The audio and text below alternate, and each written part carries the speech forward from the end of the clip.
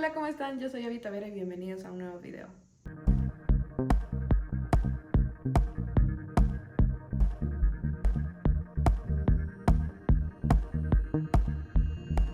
Como ya vieron en el título, el día de hoy estaremos hablando del cine en el sexenio de Enrique Peña Nieto, que muchos consideran este como el sexenio del cine de nuestra historia contemporánea, pero más adelante estaremos viendo esto. Para empezar, vámonos con el contexto.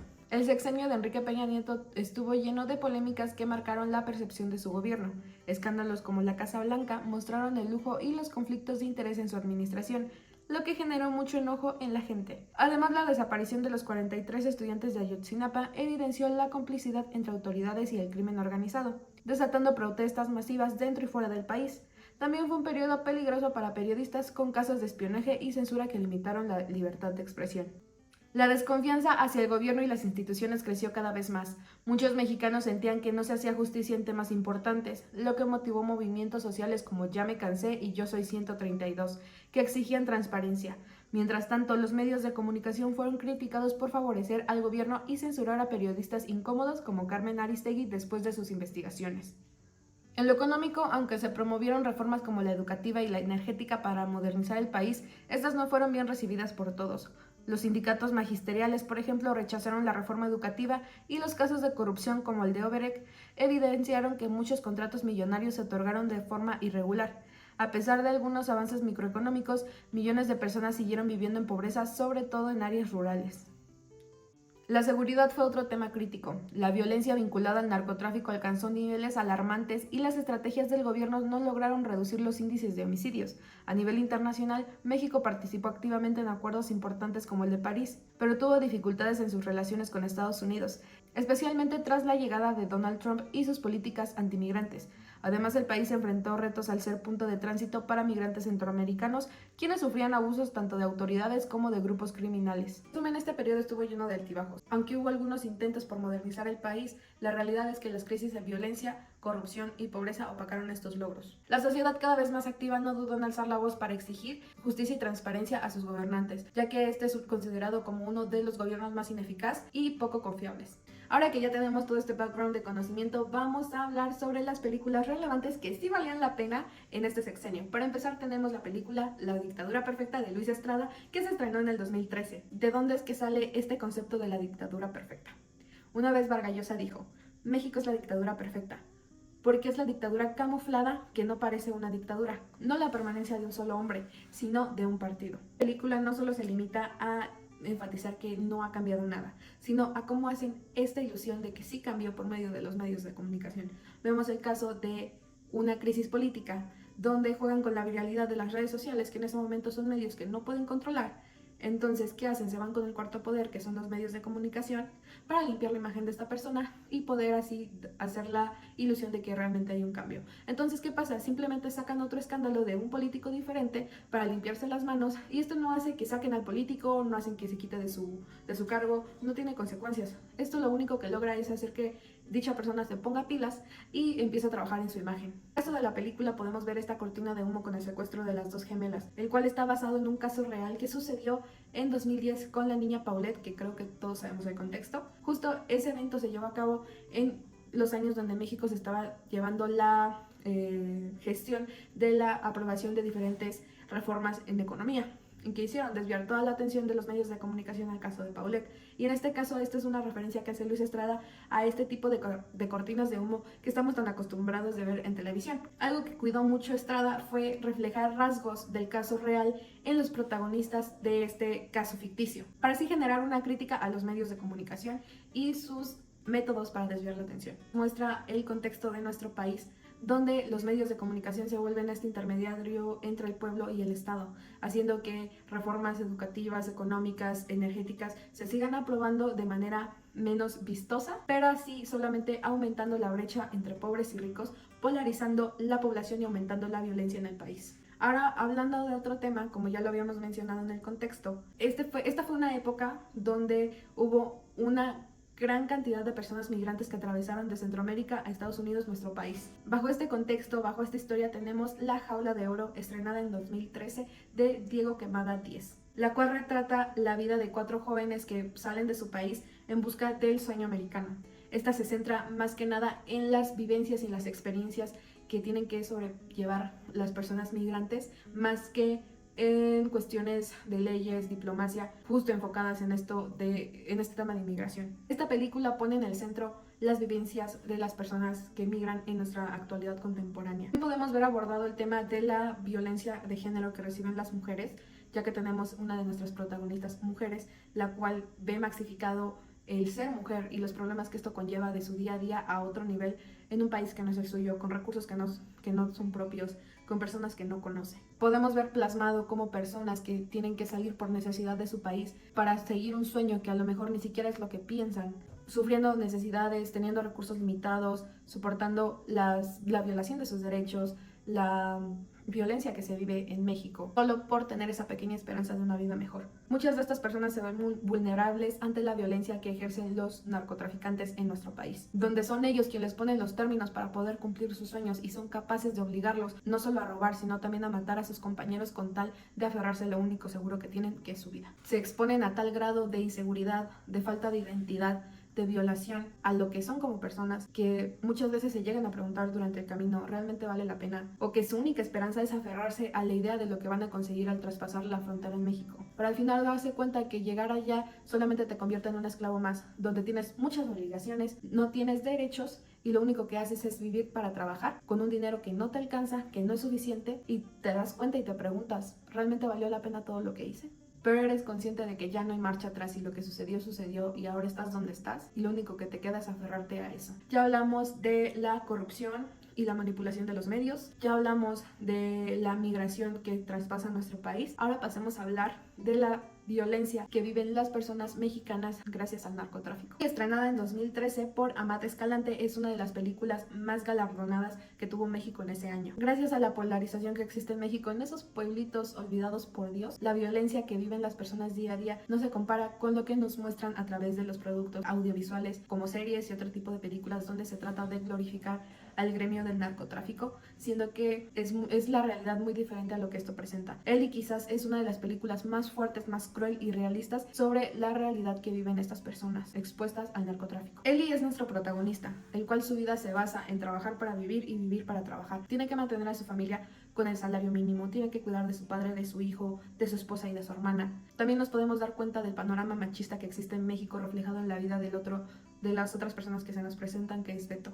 el cual está llevando un entrenamiento militar, y nos podemos dar cuenta de que este entorno es tan machista que nunca se es lo suficientemente hombre. Hablando de Beto, la falta de oportunidades es lo que lo obliga a incurrir en el narcotráfico, únicamente para cumplir su sueño, teniendo esta ilusión de que puede ser feliz, de que hay otra oportunidad, de que puede salir de esto, pero la realidad es otra. Porque lamentablemente para ellos el tener otra oportunidad ni siquiera es posible.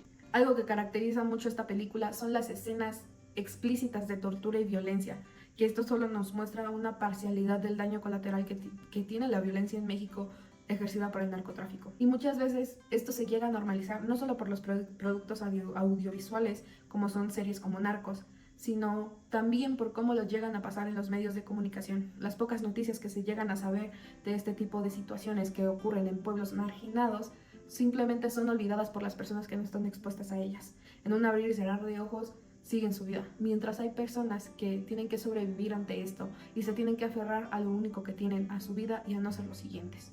Pasemos a uno de los eventos que más marcó el sexenio de Enrique Peña Nieto, que fue el caso de Ayotzinapa y los 43 desaparecidos. Sobre este hecho histórico, el IMCINE se encargó de producir varias cintas, como fueron Ayotzinapa, crónica de un crimen de Estado, de 2014, La noche de Iguala, de 2016, que esta en lo personal considero que es mala, Ayotzinapa, el paso de la tortura, de 2018, y esta específicamente fue producida por Guillermo del Toro y Berta Navarro.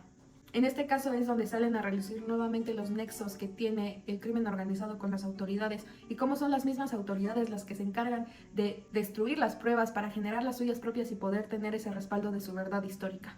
Y volviendo nuevamente a los temas del cuarto poder, que son los medios de comunicación, justo es a través de esto que la verdad histórica se dio a conocer y fue el cierre que le dieron en ese entonces a la desaparición de estos 43 jóvenes que hasta el momento no se sabe a ciencia cierta qué pasó con ellos. Se tienen nociones, se tienen teorías, se giraron órdenes de aprehensión contra más de 80 personas, pero que gracias a lo que validó el juez fiscal, el encargado de este caso, solamente las 5 cabezas más pequeñas fueron las que cayeron.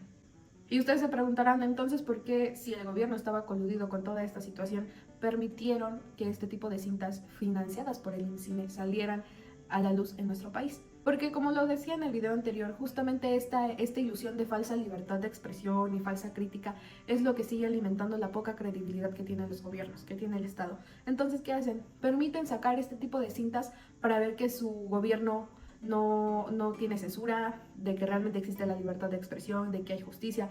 Una falsa ilusión que sabemos que no es real. La realidad es que son películas que no se distribuyen a lo largo del país. Son películas que tienen muy poca exposición, que solo son expuestas en salas muy reducidas, en número de salas muy pequeñas a comparación de otro tipo de películas. Ahora, retomando lo que decíamos también de que sí, este fue el sexenio del cine, pues claro que lo fue, pero ¿con qué tipo de cine? Vamos a hablar de las películas que no valieron tanto la pena. Ahora, retomando esto que se dice, que el sexenio de Peña Nieto fue el sexenio del cine, tenemos que el 60% de las producciones que se hicieron durante este periodo fueron dramas y comedias románticas. La mayoría de las películas que les voy a mencionar estuvieron en el top 5 de las más vistas en su año de estreno. Y, ¿qué les digo, amigos? Tan solo con los títulos se van a dar cuenta. Nosotros los Nobles tuvo 7 millones de asistencias. No se aceptan devoluciones fue la película más taquillera del año en que se estrenó.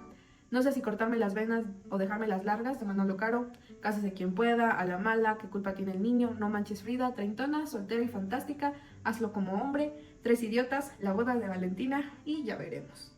Y la verdad no me quiero centrar en hablar específicamente de estas películas y hacer un análisis más profundo de alguno de estos títulos. Viendo esas cintas con todo este background que tenemos de lo que sucedió en ese año, en esos años, en ese sexenio, sí digo, curioso, cuestionable. ¿Por qué? Porque todas las carteleras de los cines estaban saturadas de películas donde estaban los Derbez, Regina Blandón, Martí Gareda, personas que sí son muy reconocidas y son del agrado de los mexicanos. La realidad es que no nos vamos a ir si son buenos actores o no, sino que los proyectos en los que trabajan genuinamente no son buenos. Son taquilleros, son palomeros, sirven de distracción específicamente, pero no tienen nada más relevante. Las historias que cuentan, las vidas que reflejan, no son ni de cerca la realidad que vive el mexicano promedio en nuestro país. En conclusión, podemos decir que el sexenio de Peña Nieto sí fue un sexenio fructífero para el cine mexicano, ya que, como les comentaba, fueron más de 150 producciones por año las que se estrenaban, y también muchas de las películas mexicanas fueron a competir de forma internacional en festivales como el de Venecia, el de Cannes, San Sebastián, incluso ganando premios Óscares, a nivel nacional premios Ariel y premios en los festivales de cine de Morelia y Guadalajara. Pero a pesar de que el panorama cinematográfico se veía más iluminado que en años pasados, la realidad es que después de la llamada guerra contra el narcotráfico de Calderón, la violencia en nuestro país solo hizo más que incrementar. La pobreza y la corrupción dentro del país siguieron creciendo, y las diferentes realidades que vivían los mexicanos día a día no se comparaban con lo que mostraba la mayoría de estas producciones taquilleras. De tal forma que consolidó al sexenio de Peña Nieto como uno de los más manipulados y censurados de nuestra historia contemporánea actual.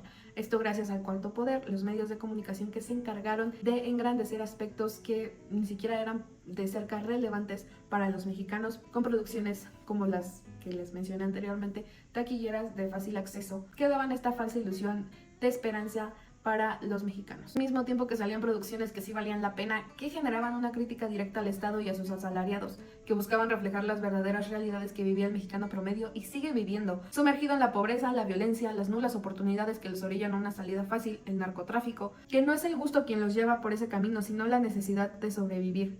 En un país donde quien se supone que tenía que ver por ellos y su bienestar los abandonó y se escondió tras una fachada de todo está bien. Mientras las saturaban de productos audiovisuales tan superficiales y simples que no solo servían de distracción, sino como un medio de convencimiento de que la meritocracia existe, que las oportunidades llegan, que el amor lo puede todo y que nosotros también podemos aspirar a una vida así, fácil. Y así llegamos al final de este video. Yo sé que se puso denso, pero creo que es momento de recordar a Peña Nieto no por los grandes memes que dejó, sino por cómo fue como presidente. Como ya vimos, un buen presidente no fue. Entonces, ¿qué les digo? Esta es la realidad de México. Recuerden que la cajita de comentarios está abierta para cualquier aporte que quieran hacer, para cualquier crítica constructiva. Yo soy Avita Vera, les dejo mis redes sociales para que me sigan y nos vemos en un próximo video. Adiós.